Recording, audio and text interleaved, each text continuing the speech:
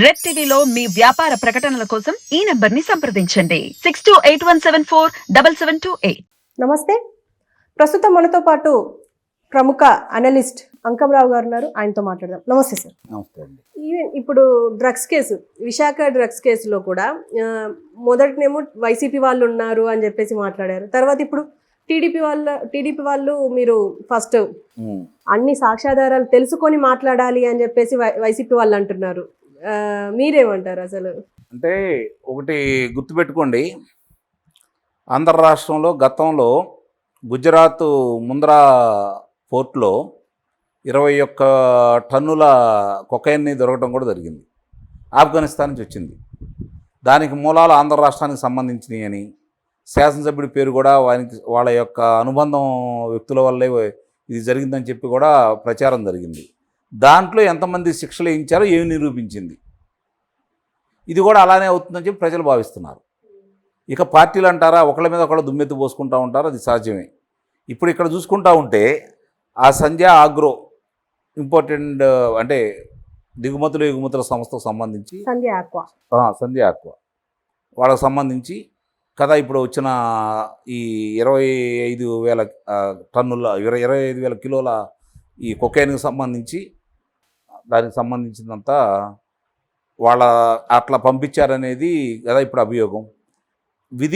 వాళ్ళు చేసే విధులకి అంటే సిబిఐ వాళ్ళు చేసే విధులకి ఆటంకం కలగజేసే విధంగా స్థానిక రక్షక భటులు అధికారులు ప్రవర్తించారని చెప్పని వాళ్ళ యొక్క పొందుపరిచారు కదా. దాంట్లో వాళ్ళ పత్రంలో, నేరారోపణ పత్రంలో సంబంధించి వీళ్ళు మాకు ఆటంకం కలగజేశారని పొందుపరిచారు కదా. దీన్ని బట్టి అర్థమవుతుంది ఏంది, నేను ఇందాక ఉదాహరించినట్టు ఎక్కడైనా సరే అధికారులు, రాజకీయ నాయకులు, అలాగే రక్షక భటులు వీళ్ళ ప్రమేయం లేకుండా ఇలాంటివి జరగవు. ఇంకోటి ముఖ్యంగా ఆలోచించుకోవాల్సింది, ఆంధ్ర రాష్ట్రంలో జగన్మోహన్ రెడ్డి గారు ముఖ్యమంత్రిగా ఉండగా ప్రతిపక్ష పార్టీలు ఇలాంటి పనులు చేయడానికి ధైర్యం ఉంటుందా? ఇది కదా ఆలోచించుకోవాల్సింది.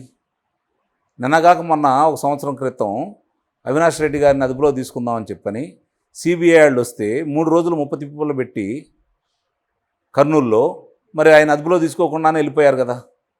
అంటే అంత చేతగాని వాళ్ళుగా భావించాలి సిబిఐ వాళ్ళని ఆయన విషయంలో. మరి అదే సిఐడి వాళ్ళు చంద్రబాబు నాయుడు గారిని అర్ధరాత్రి పూట వెళ్ళేసి ఆయన నిద్రాభంగం కలగజేసి మరి ఉదయం పూట తీసుకొని రాగలిగారు కదా. అంటే ఇక్కడ సమర్థులు సిఐడి వాళ్ళే కదా, సిబిఐ వాళ్ళకంటే కూడా. మరి వాళ్ళు ఇక్కడ మరి 6 రోజుల క్రితం 16వ తారీఖే వచ్చిందని చెప్పి చెప్పుకుంటున్నారు కదా. మరి వాళ్ళకి ఎలా తెలియకుండా ఉంది, వాళ్ళు ఎందుకు దీని గురించి దృష్టి పెట్టలేదు? అంటే అధికార పార్టీ ప్రమేయం ఉందని చెప్పి చాలా స్పష్టంగా అర్థమైపోతూ ఉంది. వాళ్ళు ఎప్పుడు చెబుతూనే ఉంటారు కదా, ఎదుటాల మీద బట్టగాలు చేయటం, బురజల్లటం వాళ్ళకి అలవాటే కాబట్టి, వాళ్ళ చేతిలో పత్రికలు ఉన్నాయి, ప్రసార మాధ్యమాలు ఉన్నాయి కాబట్టి వండి వరుస్తూ ఉంటారు. సమాధానాలు చెప్పాల్సింది ప్రతిపక్షాలు. నిజంగా ఇక్కడ జరుగుతుంది అంటే ఎవరైతే దోషులు ఉన్నారో వాళ్ళు సమాధానం చెప్పాలి. కానీ వాళ్ళు ఎదుటాళ్ళని దోషులు అంటే వాళ్ళు సమాధానాలు చెప్పుకోవడమే సరిపోతూ ఉంది ఇప్పుడు దాకా. కాబట్టి ఈ కుంభకోణంలో కావచ్చు, డ్రగ్స్ సంబంధించిన దాంట్లో చాలా స్పష్టంగా మనకు కనపడతా ఉంది. కాబట్టి రెండో ఆలోచన చేయాల్సిన అవసరమే లేదు. కాకపోతే ఒకటి నేను చెప్పినట్టుగా ఎంతమందికి శిక్షలు పడతాయి అనేది అనుమానమే, కానీ ఇది మాత్రం రాజకీయం చేసుకోవడానికి ఇరు పార్టీలు ప్రయత్నిస్తాయి, అందులో సందేహం ఏం లేదు. ఎన్నికలు ఇప్పుడు అపధర్మ ప్రభుత్వాలు కాబట్టి ఉండేవి కూడా వీళ్ళేమీ పెద్దగా ఏమీ చేయలేరు. కాబట్టి సిబిఐ వాళ్ళు కనుక స్వతంత్రంగా ఈ ఎన్నికల్లోపే కొన్ని నిజాలను ప్రజలకి అందజేస్తే అప్పుడు అసలు దోషులు ఎవరు, మూలకారకులు ఎవరు, సూత్రధారులు ఎవరు, పాత్రధారులు ఎవరు అనేది మొత్తం బయటకు వస్తుంది. అప్పుడు దాకా ఫలానా వాళ్ళు చేశారంటే అన్ని వేళ్ళు కూడా అధికార పార్టీకల్లే చూపిస్తున్నాయి. కాబట్టి సమాధానం చెప్పుకోవాల్సింది కూడా అధికార పార్టీ వాళ్ళే. వాళ్ళు ఏంటంటే ప్రతిపక్షాలని ఇరకాటంలో పెట్టడం కోసం ఇప్పుడు ముఖ్యంగా పురంధేశ్వర గారి గురించి వాళ్ళ బంధువులు అని చెప్పని కూడా వాళ్ళ దాంట్లో ప్రచురించడం కూడా జరుగుతుంది. కాబట్టి అంటే తిరిగి వీళ్ళ మీదే చేయడానికి వాళ్ళు ప్రయత్నం చేస్తున్నారు. చూడాలి. అందుట్లో ఎవరున్నా నిజంగా మన ఆంధ్ర రాష్ట్ర పౌరుడిగా నేను కోరుకునేది ఏంటంటే నిజంగా ఎవరున్నా కూడా విచారించి వాళ్ళకి శిక్షలు వేయండి. అంతేగాని దీన్ని రాజకీయం కోసం వాడుకోవడం కాకుండా నిర్వీర్యం చేయకుండా నిష్పక్షపాతంగా మీరు దాన్ని విచారణ జరపండి అని చెప్పని నేను కోరుకుంటున్నాను.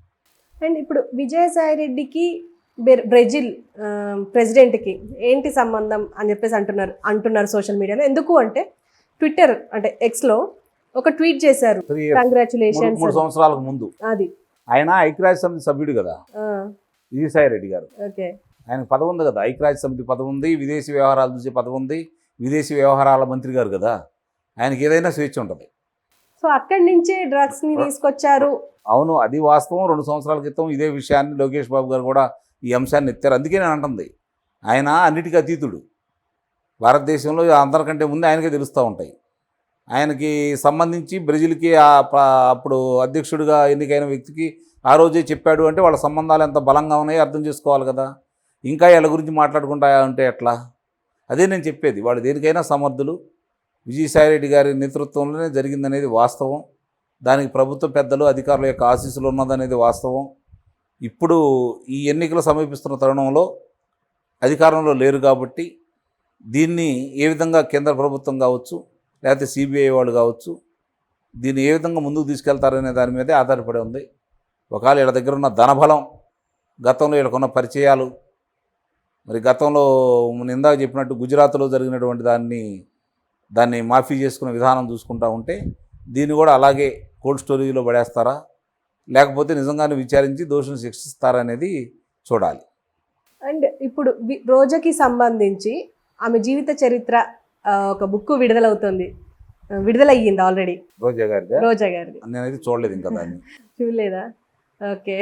అంటే ఆమె జీవిత చరిత్ర చదివేంత ఓపిక ఎవరికి ఉంటుంది అని కొంతమంది, అంటే ఇప్పుడు సోషల్ మీడియాలో నేను చూసింది ఇందాక, ఆమె బుక్ రిలీజ్ అయింది ఆల్రెడీ, బయట జరుగుతున్న రచ్చ సరిపోలేదా, ఇక్కడ ఇప్పుడు బుక్ ద్వారా తెలపాలా అని చెప్పేసి అంటున్నారు. ఇప్పుడు మామూలుగా మహాభారతం గురించి తెలుసా మీకు? చదివారా? చదవలేదు, విన్నాను కదా. మహాభారతం చదువుతారో లేదో తెలియదు కానీ రోజా గారి పుస్తకం మాత్రం చదువుతారు నిస్సందేహంగా. ఎందుకంటే సహజంగా ప్రజల్లో ఉత్సుకత ఎలా ఉంటుంది అంటే, మంచి కార్యక్రమాలకి మంచి మనుషుల కంటే కూడా వివాదాస్పద వ్యక్తుల గురించి ఎక్కువగా తెలుసుకోవాలని ప్రయత్నం చేస్తూ ఉంటారు. ఇప్పుడు ఆమె ముందుగా సినిమాలో నటించింది, ఒకనాడు అగ్రకథానాయికగా వెలిగింది, రాజకీయాల్లోకి వచ్చింది తెలుగుదేశం పార్టీ తరఫున, 2 పర్యాయాలు పోటీ చేసింది, ఓడిపోయింది. సరే కాంగ్రెస్ పార్టీలోకి వెళ్ళింది. రాజశేఖర రెడ్డి గారు చనిపోయిన తర్వాత జగన్మోహన్ రెడ్డి గారు పార్టీ పెట్టారు, ఆ పార్టీలోకి వెళ్ళింది. 2 పర్యాయాలు ఆమె శాసనసభ్యురాలుగా గెలుపొందింది. ఇది అందరికి తెలిసిన చరిత్ర. మీరు ఆ పుస్తకంలో ఇప్పుడు ఏం రాశారనే దాని మీద ప్రజలు చదువుతూ ఉంటారు.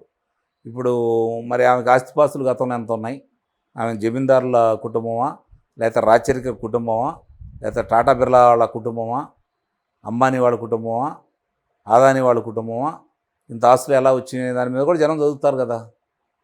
జబర్దస్త్ ఇన్ని ఆస్తులు ఉంటే జబర్దస్త్ చేయాల్సిన అవసరం వచ్చింది. గతంలో నేను చెప్పింది కదా, జబర్దస్త్ వల్లే మా కుటుంబం నడుస్తుందని చెప్పాను గతంలో ఆమె. మరి ఈరోజు మరి ఇంత ఆస్తులు ఎలా వచ్చినాయి, మరి ఇన్ని కార్లు ఎలా వచ్చినాయి, ఇన్ని విల్లాలు ఎలా వచ్చినాయి, ఇవన్నీ కూడా దాంట్లో పుస్తకంలో ఉందేమో చూడాలి. నేను ఇంకా చూడలేదు, అసలు ఆలోచన కూడా లేదు నాకు, వచ్చిందని కూడా తెలియదు మీరు చెప్పేంత వరకు కూడా.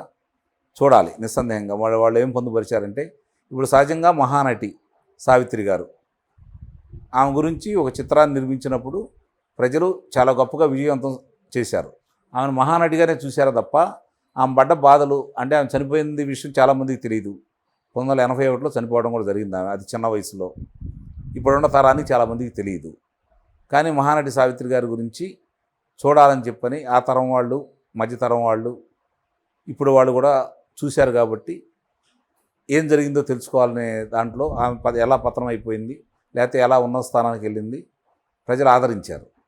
అట్లాగే ఈమె గురించి కూడా ఇప్పుడు రేపు పొద్దున నేను అన్నట్టు ఉత్సాహంగా ఉంటుంది కొంతమందికి, వివాదాలని ఎక్కువగా ఆస్వాదిస్తూ ఉంటారు. అలాంటి వాళ్ళు చదువుతారని నేనైతే భావిస్తున్నాను. అంతకంటే ఏముంటాయి చెప్పండి అంశాలు? స్వాతంత్ర సమర యోధురాలా, లేకపోతే ఉద్యమకారిణియా, ప్రజాసేవ చేసిందా, స్వచ్ఛంద సంస్థలు ఏమైనా నడిపిందా, ఏం చేసిందని ఆమె గురించి మనం ఎక్కువగా ఆలోచించుకోవాలి. ఏం చేసిందని ఆమె గురించి పుస్తకం రూపేణా రావాలి. ఆ పుస్తకం రాసేవాళ్ళు కూడా దానికంటే వాళ్ళందరికంటే ఈమె గొప్పదని భావించి రాశారేమో అనిపించదు. అంత తప్ప మనకేముంటుంది చెప్పండి? అది కూడా ఏం రాశారో ఒకసారి చదువుదాం, చదవకుండా ఎలా? ఇలాంటివి కూడా తెలుసుకోవాలి.